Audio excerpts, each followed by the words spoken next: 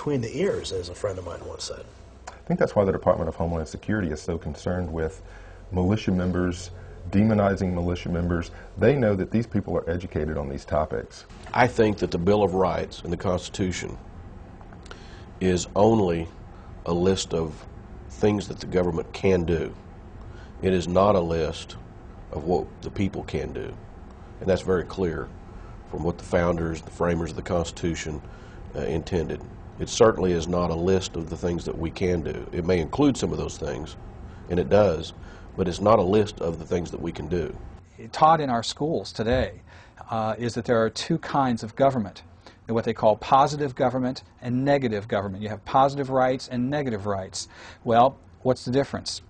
What they talk about, and I've got textbooks that say this, that the United States in the Constitution offers negative rights. And what they mean by that is that the Constitution starts out saying government shall not. And what it means is that in this country, government is supposed to be under control of the people. It's supposed to be limited, and we have very definite ideas that our rights we're born with, and government does not grant those rights. On the other hand, almost every single other country in the world, particularly the quote-unquote democracies, a lot of the democracies that came out of after the Soviet Union fell and so forth, all of their constitutions are what are called positive rights. It says the government shall.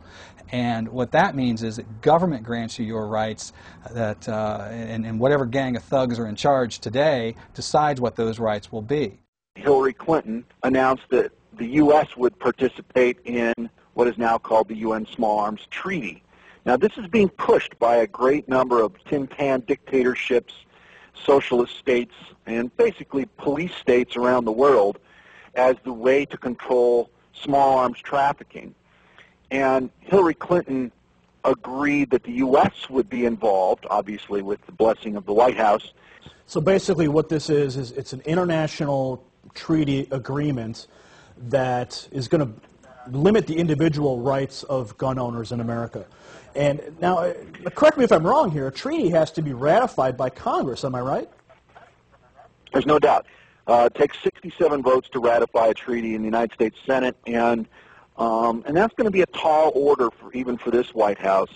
The founders set up this beautiful system where you have the three branches of the federal government, the legislative, the executive, and the judicial, all filled with power-hungry men and women set against each other, always struggling for more power and control against themselves so they can never get together and oppress the people. That's called the separation of powers. And so each branch checks the other.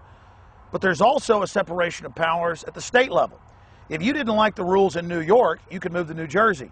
If you didn't like the rules in North Carolina, you could move to South Carolina. If you didn't like the rules in Alabama, you could move to Texas. My hot button issue is the First Amendment. And that's the thing that really got me fired up to even get involved in the political process in the first place. The violation of my First Amendment rights. And the biggest violation of our First Amendment rights comes through hate crimes legislation, hate speech legislation that attempts to limit our ability to have a voice and an opinion in the open marketplace. The only protections we've ever had have been the rights we claimed for ourselves. And if you look at the Revolutionary War, we had to say this is our right and this is what we'll tolerate and this is what we won't. Now, what caused the Revolutionary War was far less egregious than what they're doing to us now. I believe if we could roll the tape back to 200 years ago, our founding fathers would laugh at the debates we're having today. And they'd also cry at the idea that we're throwing it all in the trash. They had just escaped tyranny. They had just escaped a government that had become far too powerful and had no regard for the rights of its citizens.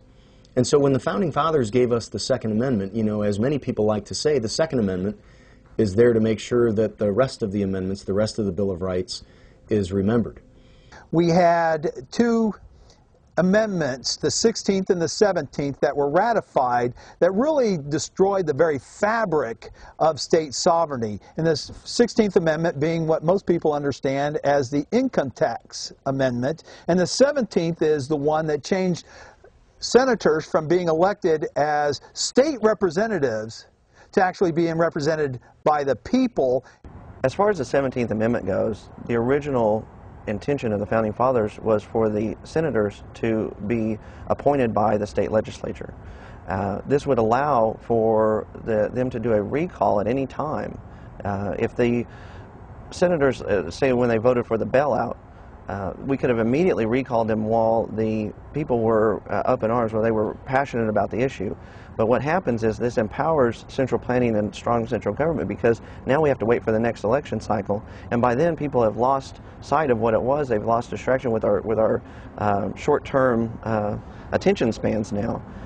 In our system of government, the states are to have the ultimate checkmate against executive abuse of power. Until we got the Federal Reserve Act and the 17th Amendment in 1913, the states appointed U.S. senators. The people elected the state legislators, and then they would send the U.S. senators to Congress. And so the states had full control over the Congress because they appointed the senators.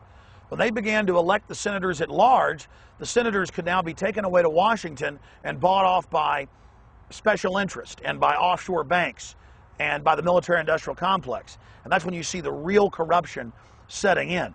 It is the states that are above the federal government, because the states represent the body of the people, and those state legislatures represent the body of the people. The same things came back through the environmental movement, and because they have used scare tactics, Chicken Little tactics, that the sky is falling, global warming, all of this, that if we don't do something about it, then we're going to lose our planet Earth, and we'll lose our home, and it's all destruction on us. All those scare tactics have gotten people to take their liberties and throw them on the bonfire like a good old-fashioned book burning, all in the name of protecting the environment. The federal government gets and grabs hold of most of the power that they have throughout our history through tragedies, or very traumatic times, in our nation's history. The latest, of course, being 9/11, and the overreaching, of some of the law enforcement powers that the federal government has come because of fear.